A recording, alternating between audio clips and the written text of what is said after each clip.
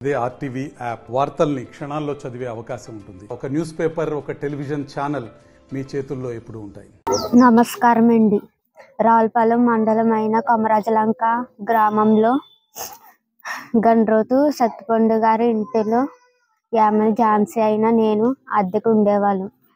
గండ్రోతు సత్తిపండు గారు అయిన 4వ అబ్బాయి గండ్రోతు హరికృష్ణ నేను ప్రేమించుకున్న తర్వాత కొన్ని రోజులకి నాకు మా ఇంట్లో పెళ్లి చూపులు చూడడం జరిగింది. పెళ్లి చూపులు జరుగుతున్న ముందు రోజే హరికృష్ణ నా మెడలో తాళి కట్టి వాళ్ళ ఇంటికి తీసుకొచ్చి వాళ్ళ అమ్మ నాన్నల దగ్గర పరిచయం చేశాడు.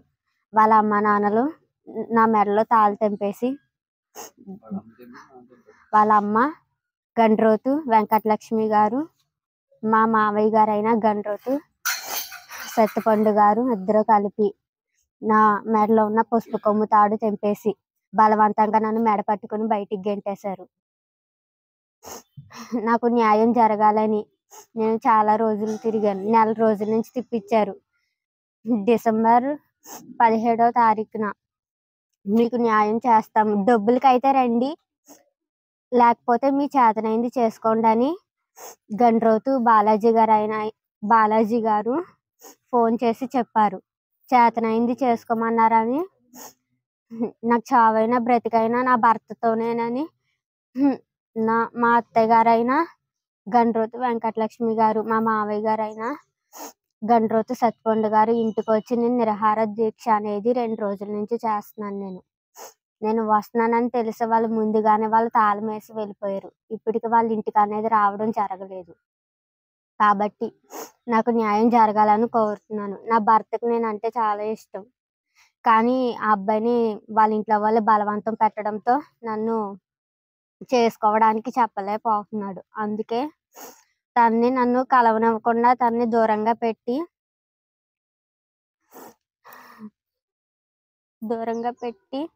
తన్ని నా దగ్గరికి రానివ్వకుండా చేస్తున్నారు. కుల వివక్షత అనేది చూపిస్తున్నారు. మీ కులం ఎంత, మా కులం ఎంత అనేది వాళ్ళు చూపించి నన్ను విడదీస్తున్నారు. చావైనా బ్రతికైనా నేను తనతోనే నా జీవితం.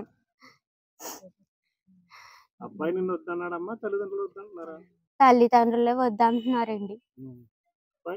అబ్బాయి నన్ను చేసుకుంటాను అంటున్నాడండి. స్టేషన్లో ఒప్పుకున్నాడండి. పెళ్లి చేసుకున్నాను, తనంటే నాకు చాలా ఇష్టం అని ఒప్పుకున్నాడండి. కానీ వెనకాలండి నన్ను బలవంతంగా మా అమ్మ మా నాన్న ఒత్తిడి చేస్తున్నారు. అందుకే నేను పెళ్లి చేసుకోవడానికి మళ్ళీ కాపురం చేయడానికి అనేది అంగీకరించడానికి నాకు భయం అనేది వేస్తుంది. నన్ను చాలా బాగా ఒత్తిడి అనేది గురి చేశారు వాళ్ళు అని నాతో పర్సనల్గా అనేది పోలీస్ స్టేషన్లో మాట్లాడడం అనేది జరిగింది. పవన్ కళ్యాణ్ గారు, లోకేష్ గారు నా భర్తని నన్ను విడదీస్తున్నారు. మా మావయ్య గారైన సత్తిపండు గారు, మా అత్తయ్య గారైన వెంకటలక్ష్మి గారు వాళ్ళు బలవంతం పెట్టడంతో నా భర్త అనేది భయంతో కాపురం చేయడానికి అనేది రావట్లేదు. నాకు తనతో జీవితం అనేది కావాలి, చావైనా బ్రతికైనా తనతోనే. నాకు న్యాయం చేయించండి. చావైనా బ్రతికైనా మా అత్తయ్య గారి ఇంటి దగ్గరే కాబట్టి నేను ఇక్కడికి వచ్చే నేను నిరాహార దీక్ష అనేది చేస్తున్నాను. నిన్నటి నుంచి మొదలు పెట్టాను నిరాహార దీక్ష. ఇప్పటికి నాకు న్యాయం అనేది అసలు జరగలేదు. మీరే నాకు న్యాయం చేసేలా చేయండి. నా భర్తని నన్ను కలపండి. అలా ఏం జరిగిందంటే బుధవారం నాడు చూసుకుంటాకు వస్తున్నారు. గుమ్మాలు కట్టక్కడికి వచ్చినప్పటికి నేను పొలం వెళ్ళిపోయాను. నాకు తెలకుండా చూసి తాడు కట్టేసాడు.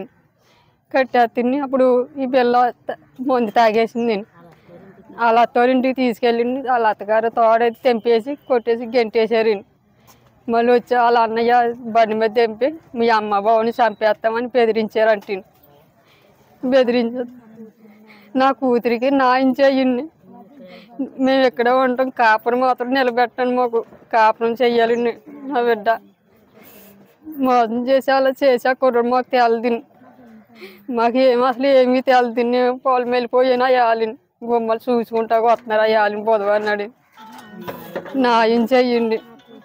కాపురం ఇక్కడ లేదు, మేము బతకం, ఇంటి వెళ్ళిపోతే చచ్చిపోతాం. నేను తల ఎత్తుకుని తిరగలేకపోతున్నాను జనంలో. అప్పుడు 2 నెలలు అవుతుంది జరిగింది. ఎవరు న్యాయం చేస్తలేదు. ఇంకా అలాగే చూస్తున్నామండి. చూస్తుంటే ఇంకా అలాగే ఇంకా మాటలు వెళ్ళకపోతున్నాను. ఇవాళకి 2 రోజులు అయింది. ఎవరు రావట్లేదు. వస్తానని రాకుండా వెళ్ళిపోయారండి. తాళం వేసింది. ఇక్కడే కదా అంత కాపురం చేసి ఇక్కడే ఉంటుంది మా అమ్మాయి. మేము అందరూ ఇడిచిపెట్టాం. మేము మొంత తాగి చచ్చిపోతాం. ఇక్కడే చచ్చిపోతామని మేము తాళెట్టి తిరగలేకపోతాం. ఎక్కడని మాకు న్యాయం చేయండి. నమస్కారం.